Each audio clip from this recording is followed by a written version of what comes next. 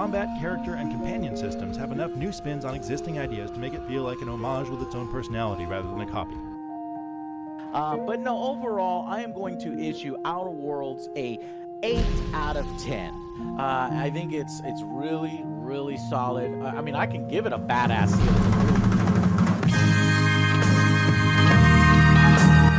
I think The Outer Worlds is just fantastic. Obsidian's unofficial follow-up to Fallout New Vegas, The Outer Worlds is simply better than its predecessor in every single way. Its combat mechanics are rock solid, its story is wonderful, its bright and colourful visual style is appealing as all heck, and the supporting companions are just too likeable for their own good. Excellent writing. Let's shine a light on that right now. Why hello there. It's a random guy on the internet you've never seen before here to complain about stuff. Nothing new really when you think about it. What am I here to complain about today? Politics, religion, worldwide starvation? Why, of course not. I'm here to complain about video games. A specific video game in particular, The Outer Worlds. Now, I'm not here to say that The Outer Worlds ruined my childhood or anything. It was an okay game. However, the video game did ruin my adulthood. The $64.80 that I spent on this game could have been used to order my mail order bride from Malaysia, and I would have already had 3 children by now. Sorry, little Adara. It's important to state why this game got popular in the first place. This game was obviously thrust into the limelight because of the failure of Bethesda with Fallout 76. For those of you who don't know, for years, Bethesda had a sort of cold war with the hardcore CRPG fan base who really liked the older Elder Scrolls and Fallout games. This cold war turned into an all-out war with the release of Fallout 76.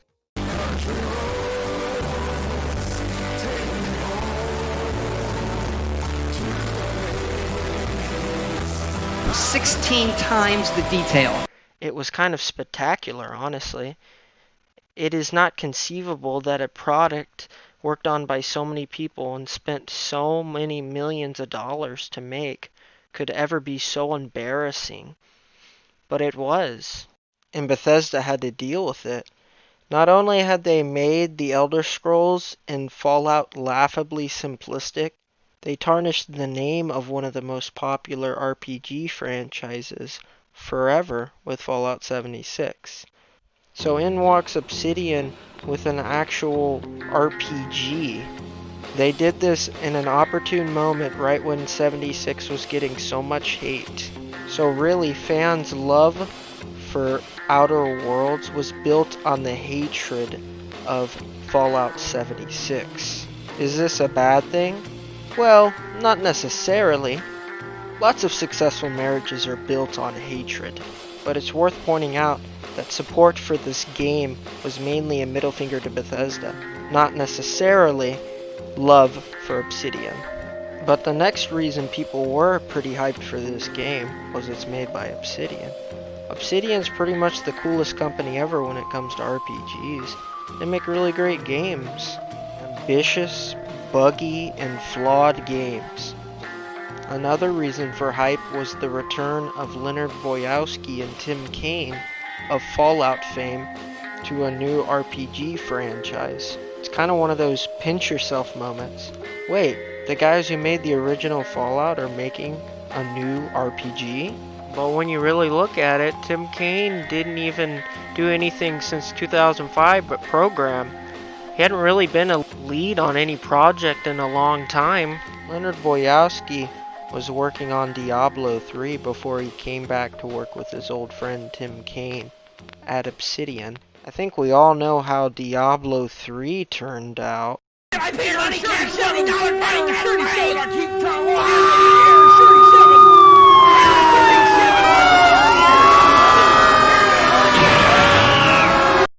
Well, hey, maybe Leonard Boyowski just had a bad day. And maybe that bad day turned into 5 bad days a week. and then maybe it went for 6 years. I jest, but obviously game development is not one man making a game. This can be said as a defense and a scold of anyone in the industry. These words have to be kept in mind when thinking about Tim Kaine and Leonard Boyarski's relationship with the original Fallout. Oftentimes, creators' roles are overemphasized. People forget a team made the game the way it was made. Now, I'm not trying to take away Fallout from them. They made Fallout. I didn't make Fallout. They made Fallout, okay? But the deal is, they made Fallout with a crew, and that specific chemistry made that game great. New Vegas was made with a specific chemistry and a specific crew, and that made that game great. Most of the crew of Fallout 1, 2, New Vegas, Vampire the Masquerade Bloodlines, Arcanum, you name it, any of the games these people had been involved with, most of the crew were not involved in making the Outer Worlds. What percentage of this team worked on Fallout New Vegas? 20%? What percentage of the team worked on Fallout 1 and 2? 3%. Now, funnily enough, a guy who did work at Obsidian, whose role was not overemphasized, is the legendary Chris Avellone. Now, to be honest, I've only played a couple of Chris's games, but the reality is his reputation precedes him. Pretty much everything Chris writes is very well regarded and thought of as a very good video game story. So, like, something happened with him and Fiargus Urka. Something happened between Chris and the CEO of Obsidian. Something to do with money or something. Chris claims the CEO was in the wrong. I'm inclined to believe the guy who wrote KOTOR 2 and not the guy who didn't write KOTOR 2. But that's the court of public opinion for you. For all I know, Chris Avellone could have been some sort of secret Nazi who wanted to put his Nazi agenda in the games, and they didn't want that to leak out to the public. Hey, Chris, did you have any ideas for the new game? Yeah, so Gus, I had a lot of ideas, some great ideas, but my first idea would probably be I wanted to do something in Germany, something 1940s, something Nazi, very Nazi, lots of morality, lots of science and science fiction. I really thought that would be that would actually be good. I mean, very good from a business perspective. People love World War II stories, especially if you focus on the oppression, the Germans being, all the bad things they did, and the Holocaust and actually, everything. I really didn't want to focus on the oppression per se, as the scientific accomplishments. Sort of, maybe we could portray the Nazis as the good guys this time.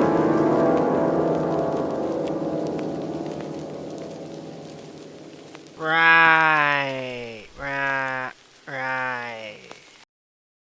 But obviously I have no proof of such a thing. And I love Chris Avellone a lot and would just love to talk to him about video games. Call me anytime, Chris. I want to hear all your story ideas. Shove all your story ideas right into my ear.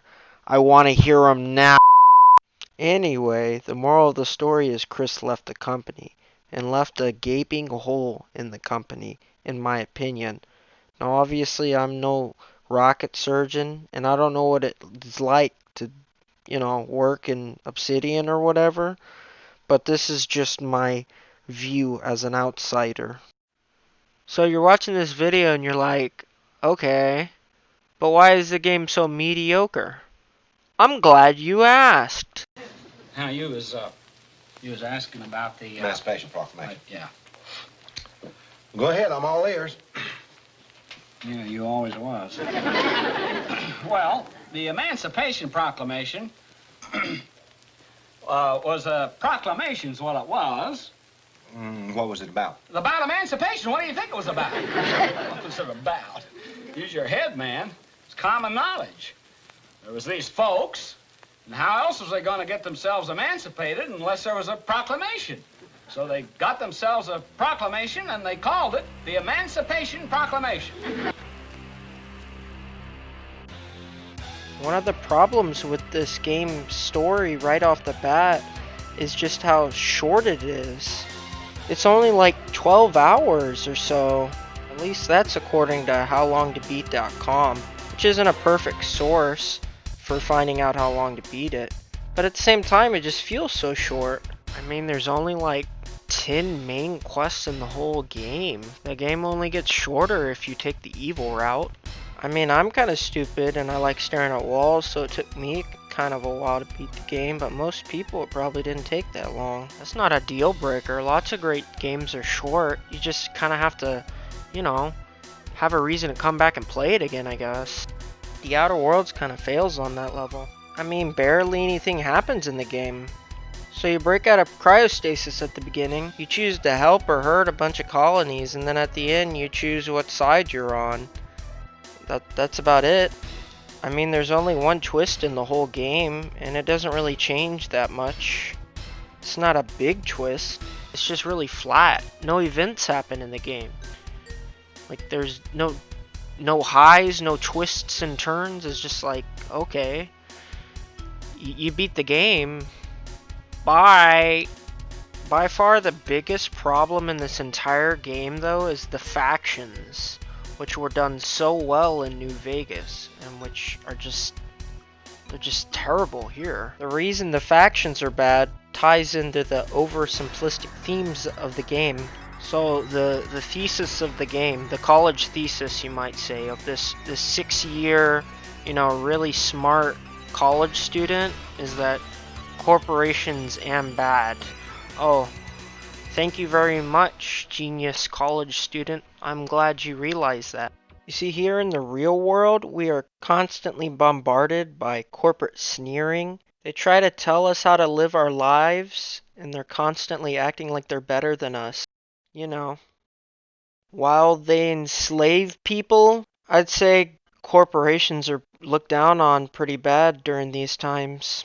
No need preaching to the choir. Another weird thing is that this game is trying to be some sort of black and white moral story. So in a game like KOTOR 1, it's like a clear good and evil battle.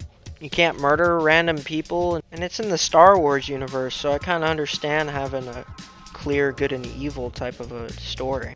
But in Fallout, you can murder anybody in the game, and the factions are far more ambiguous. And even if there is good versus evil, the game's not really trying to tell you what to choose. In the Outer Worlds, there's good and there's bad, and there's not really any gray, despite being able to murder everyone.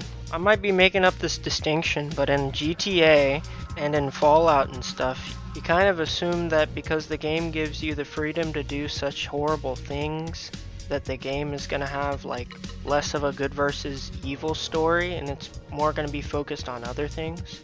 I don't know. Maybe these distinctions are all made up in my head, but I think less of a good versus evil story would be better for the Outer Worlds. In Emerald Vale, they suggest maybe you should choose the corporations because it would actually be better for everybody. But after Emerald Vale, the corporations become clear that they're just mustache-twirling villains. So ultimately, all the corporations function as one corporation, the board.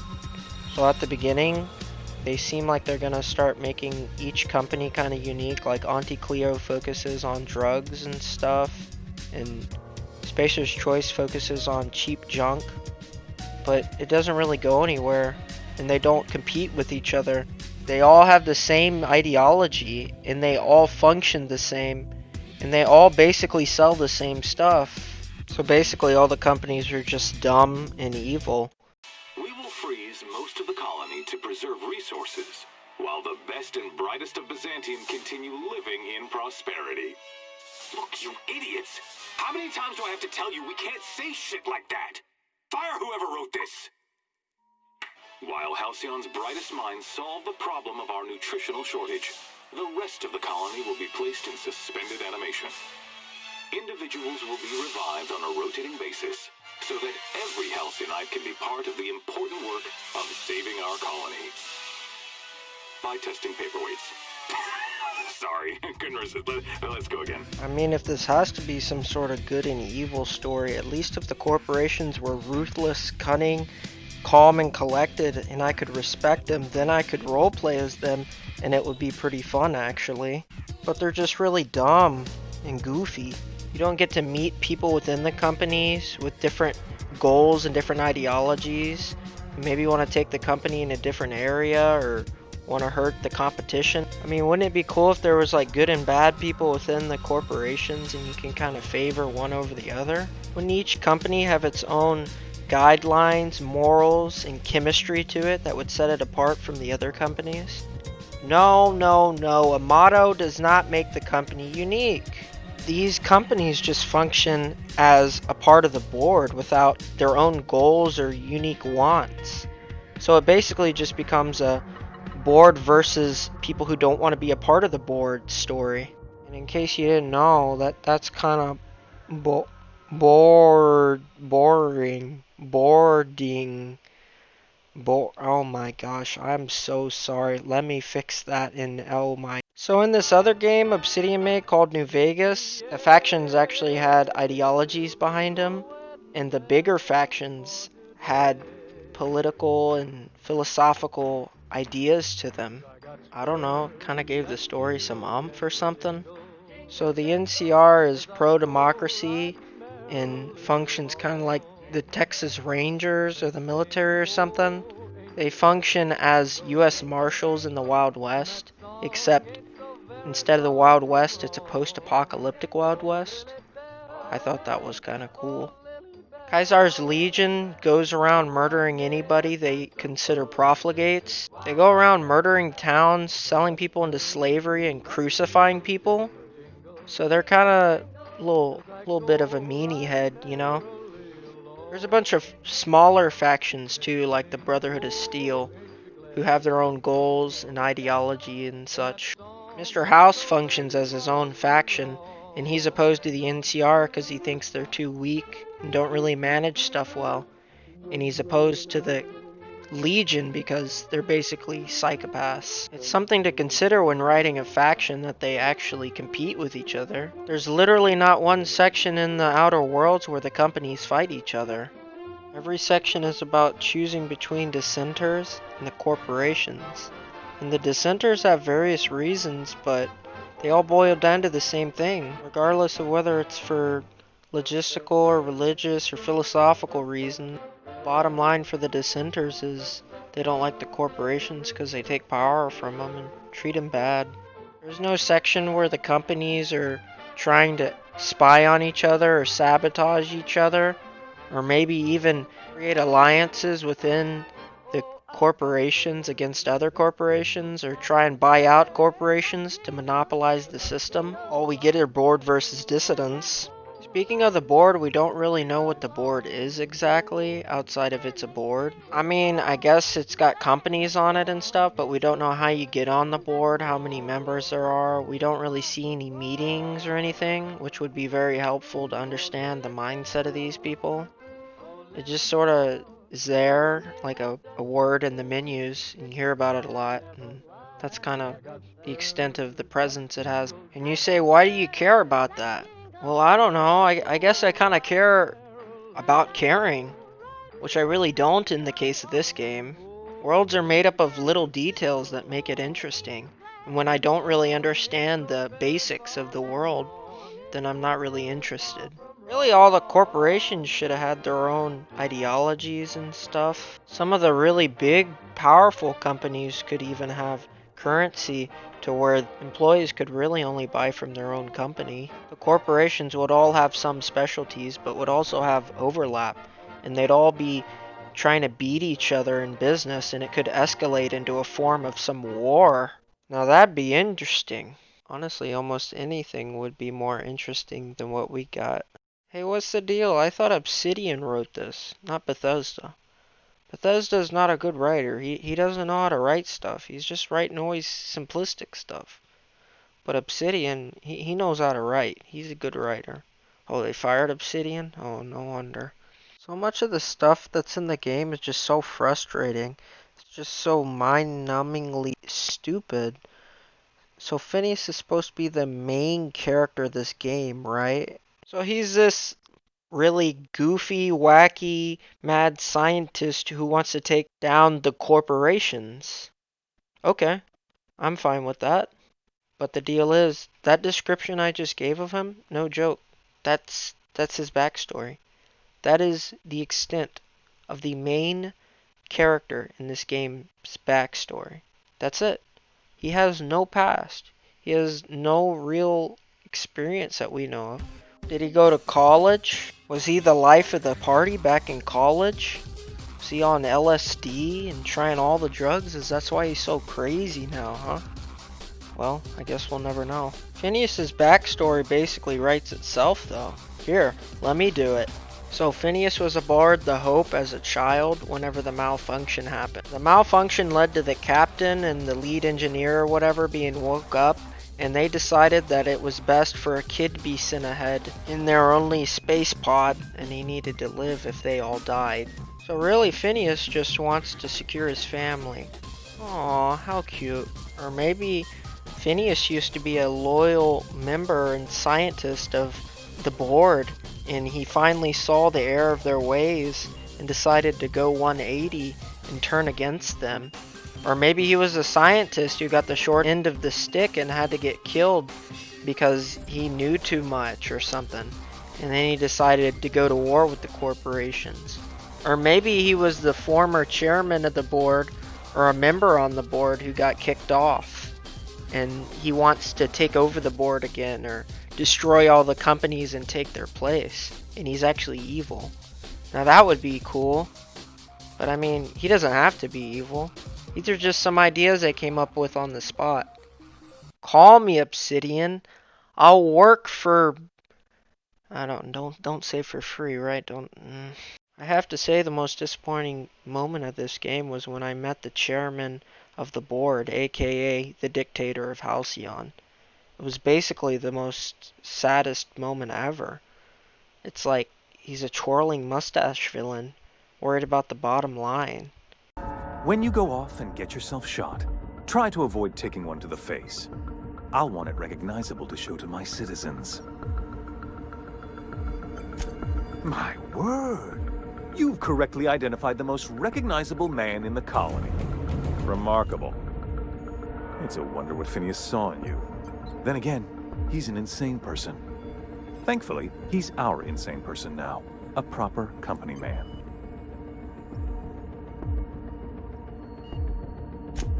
Yes, he is an extraordinarily obstinate fellow, isn't he? Fine, he isn't working for us per se. Semantics, he'll come around. But that's between us. As far as my adoring citizens will know, we've turned a dangerous crackpot into a working-class man. It's a miracle.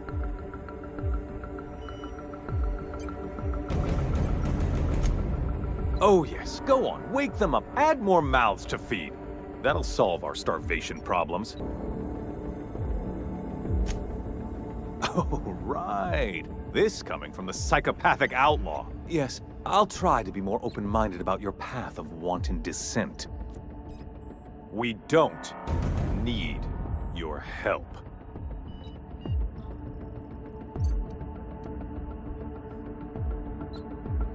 We'll have to agree to disagree on that one, Captain. Now, if you don't mind...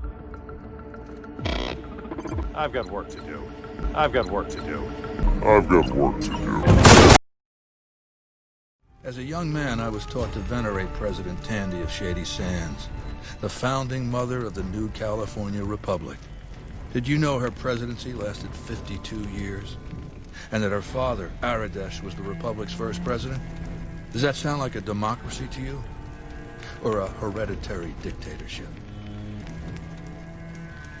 Because the council didn't dare oppose her. She was too popular. She had the people's love. So things ran smoothly, more or less. And as soon as she was gone, as soon as there really could be democracy, what happened then? Ever since losing its queen, the NCR has been weaker, more diffuse. Democracy has been its weakness, not its strength. Rome was a highly militarized autocracy that effectively integrated the foreign cultures it conquered. It dedicated its citizens to something higher than themselves, to the idea of Rome itself. In Rome, I found a template for a society equal to the challenges of the post-apocalyptic world, a society that could and would survive, a society that could prevent mankind from fracturing and destroying itself in this new world by establishing a new Pax Romana, the nationalist, imperialist, totalitarian, homogenous culture that obliterates the identity of every group it conquers. Long-term stability at all costs. The individual has no value beyond his utility to the state, whether as an instrument of war or production. The bombs wiped the slate clean.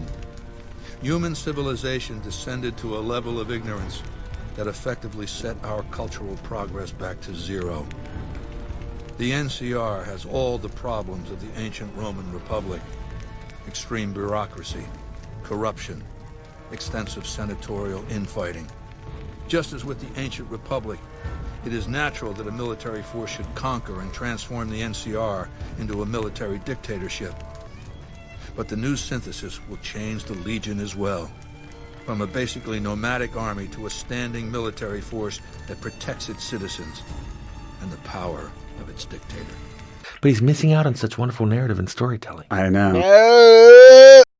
It's like this whole game. You made all these locations, you made all these interesting designs, you made all these characters, all these models.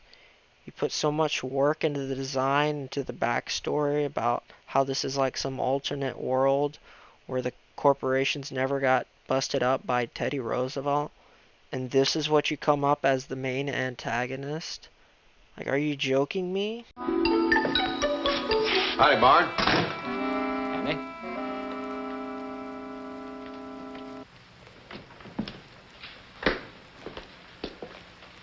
What's up? Nothing. Except our number 3 man is here to report for duty. You got somebody? Who'd you get?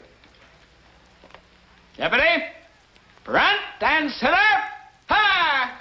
Hop. Hop. Hop. Hop. There.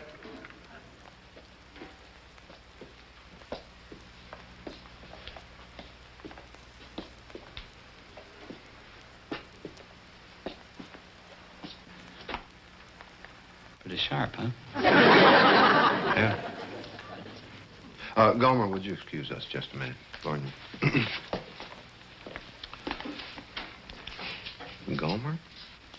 Working around the jailhouse? Not Gomer. So before we even get to the companions, let's discuss why there's 5 companions, not 6 companions. And I know what you're saying. What about this guy? Well, let me. Hey, I can't hear myself. Hey, stop that! Stop doing that! No, please turn the music down. Hey, turn that music.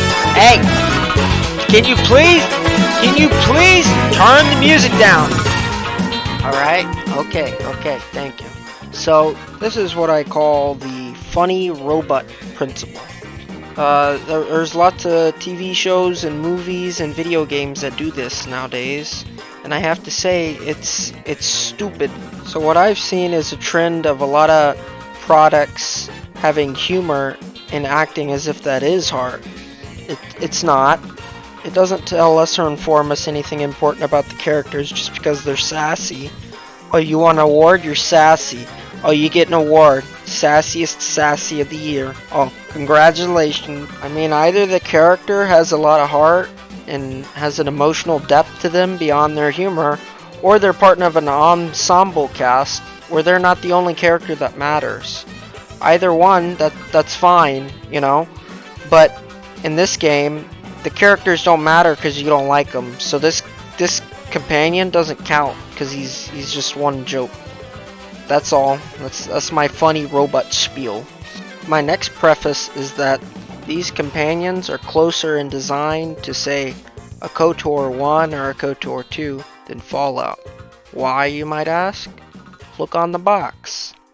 Not only was this game marketed with companions in mind, but the skill tree and perks and everything focus on companions a whole lot more.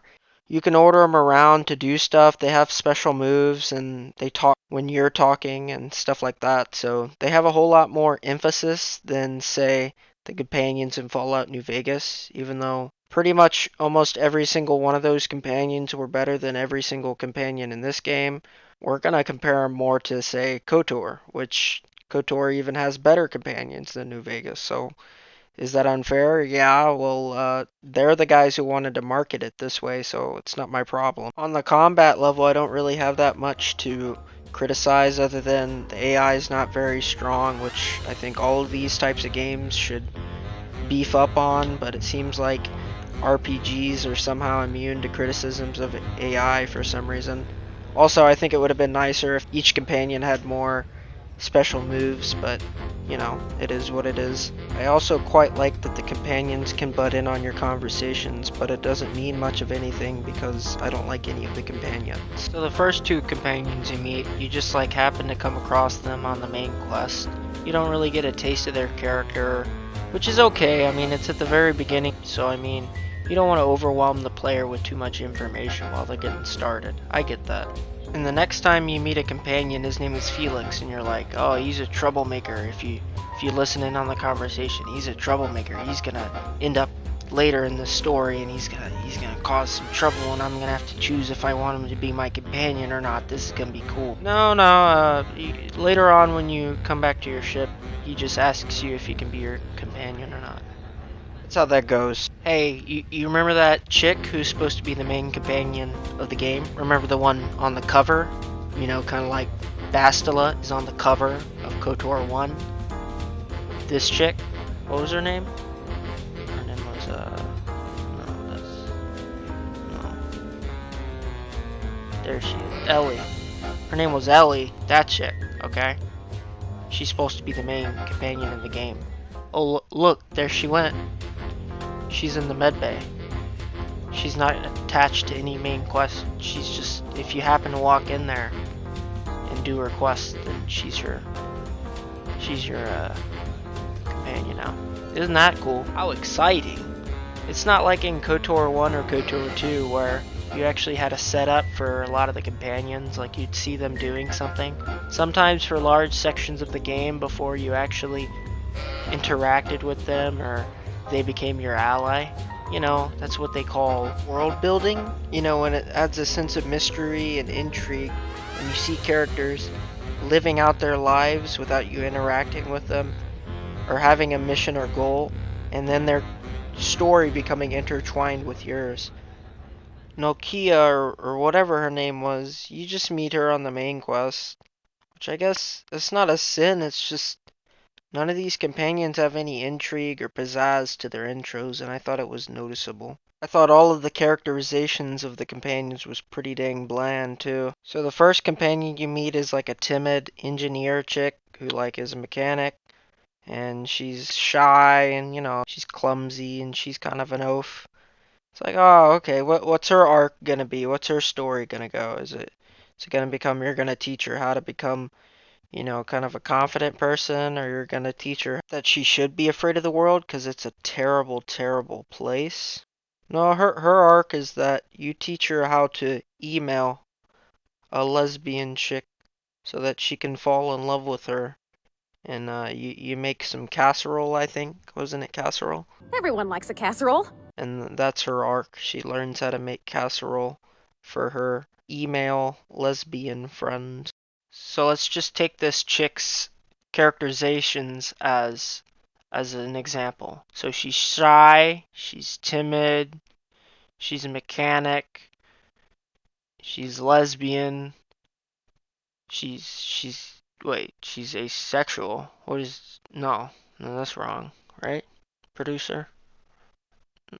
Asexual means you don't like having sex. You don't like romance, right? You know, like that person's not really interested in sex, right? That's what that means. That's not?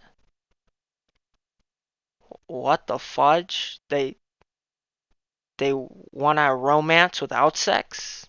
What? Who?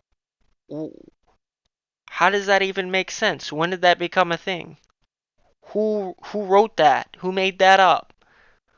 Asexual. What? How can you be in love with somebody and not want to have sex with them? What kind of bullcrap is that? What? Oh my gosh. Oh my gosh. I'm so sorry. Oh my gosh. Forgive me. I'm sorry for ruining your asexual party. So Felix is probably the blandest companion besides the non-companion. He's just some talentless hobo who invites himself onto your ship and you're like, yeah, I guess you can come. He plays some sort of fictional sport they have in this universe, and he doesn't like the corporations, and he seems to have a dislike of authority, or maybe it's just the corporations, I don't know. His side mission pertains to him learning that a childhood figure of his that he idolized as he was an orphan was actually not that good of a guy. This doesn't really mean a lick to me because I don't really care about Felix or this guy. I know it sounds like I'm just being overly negative, like, this character sucks, this character, just throw boxes everywhere, But sometimes it becomes sort of hard to explain exactly why a character is bland. The stronger a character is, the better you will be able to predict the response they will have in situations they get into. And most characters in the Outer Worlds aren't very strong, and you can't really predict the type of reaction they will have because they don't have strong characterization, because this really isn't a world made up on that many details. What does good characterization look like, you might say? Well, let's start for this genre. Let's take Bastila from KOTOR. She's not the greatest character in the world, but I understand her motivations and she has details about her history. So let's say Bastila goes into a bar and the bar owner offers her some alcohol. She might get a little indignant and, a little rude because she's kind of a prude. She's a Jedi and she's a little bit emotional sometimes, so she's kind of insecure about her whole Jedi thing, but she's also very prideful and arrogant. So that makes her a unique mixture of different emotions. Her personal quest deals with reconciling with her mother, which, surprise, surprise, she doesn't have the best relationship with. But that's also exacerbated by her role as Jedi, so everything gets wrapped up in a nice, neat bow. Let's go to KOTOR 2 now with the Handmaiden. The Handmaiden lives her life as an emotionless Vulcan in servitude of the Jedi, but not herself being a Jedi. Her role as an Echani warrior demands the discipline of a Jedi. Her role as Handmaiden dictates that she be compartmentalized from the Jedi Code, the privileges of the Jedi, and the Force itself. She clearly wants a lot of this power, this Force, and this emotion. She believes she has to sacrifice not using the Force and not knowing a lot of things so that the Jedi can be successful. She believes herself not worthy of being a Jedi, which you as the player can butt in and try and change your mind. Her personal quest revolves around her past and you trying to change her mind and get her to become either a Jedi or a Sith. Last example, I promise. Fallout New Vegas has a companion named Veronica. She's a Brotherhood of Steel scribe and thinks they're a little closed-minded. Though she is critical of the Brotherhood of Steel, they are still her family and she still works for them. Her personality is very bubbly and enthusiastic and almost childlike in some ways. She comes at her role with youthful enthusiasm, which I guess is why she is against a lot of the Brotherhood's old rules. Her personal quest deals with her trying to persuade the Brotherhood to change away from their isolationist views. Now again, none of these characters are the most complex ever, and I'm not saying they're my favorite characters ever, or that you have to like them. I'm just saying they make sense. I understand who they are. Do you understand what I am saying? Now let's go back to Felix. He doesn't like the corporations, and he plays tossball.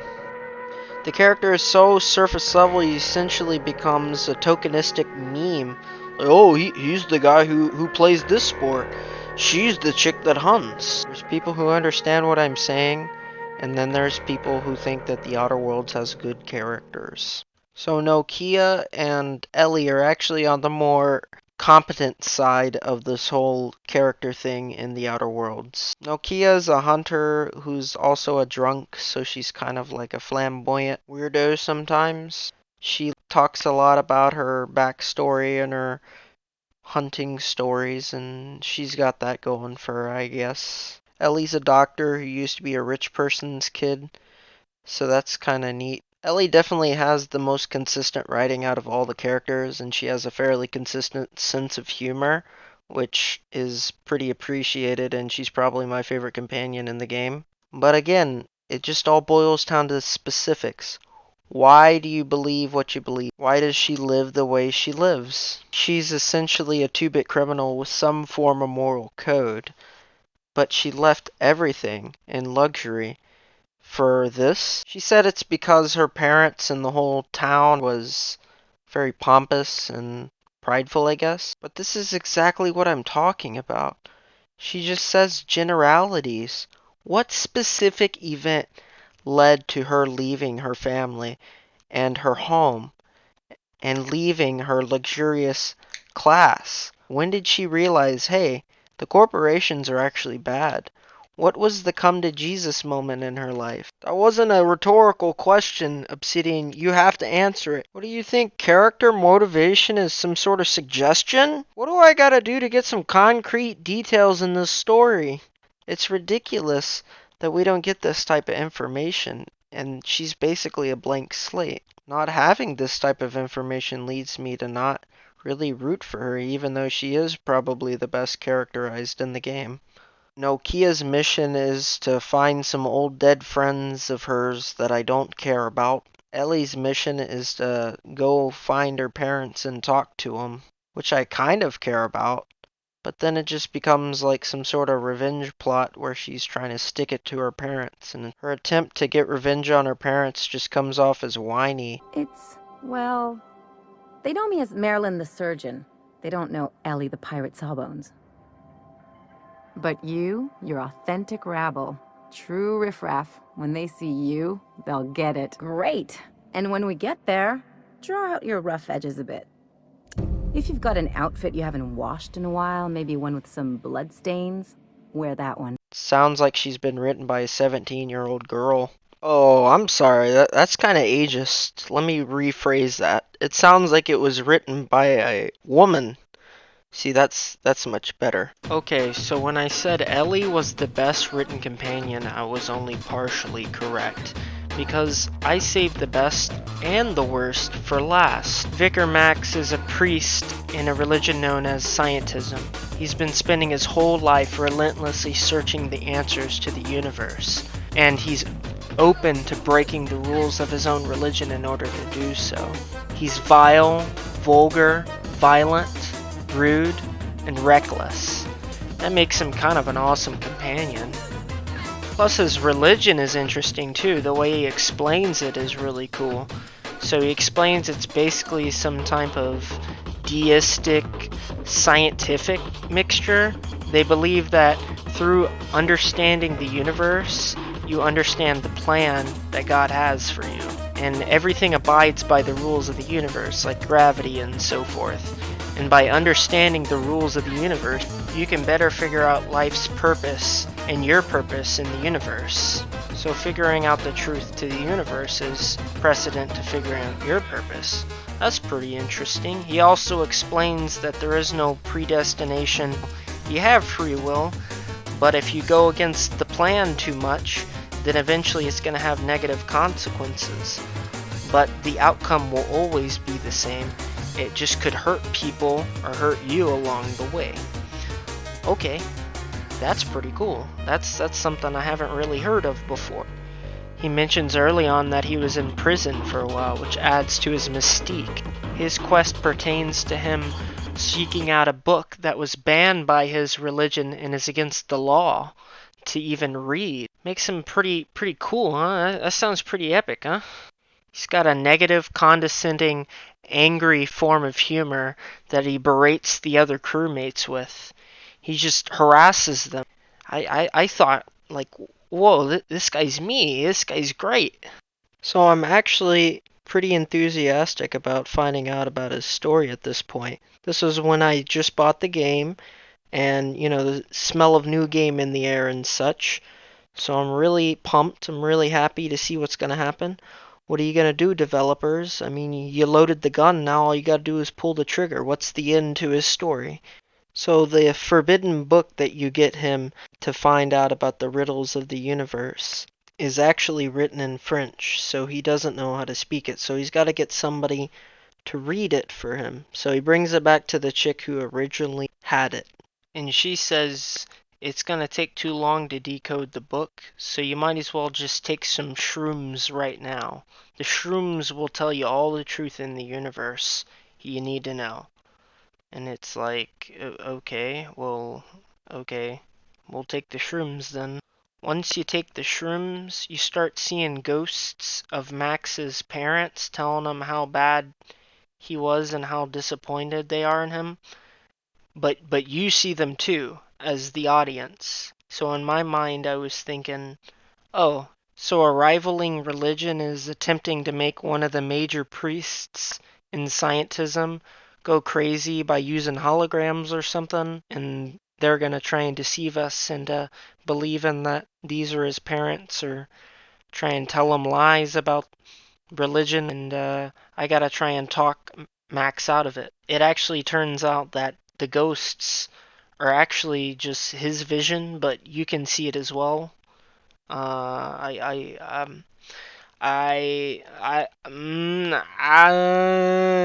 But the ghosts tell him a bunch of weird, vague, unspecific things, like that there is no free will, there's no choice, everything is chaos.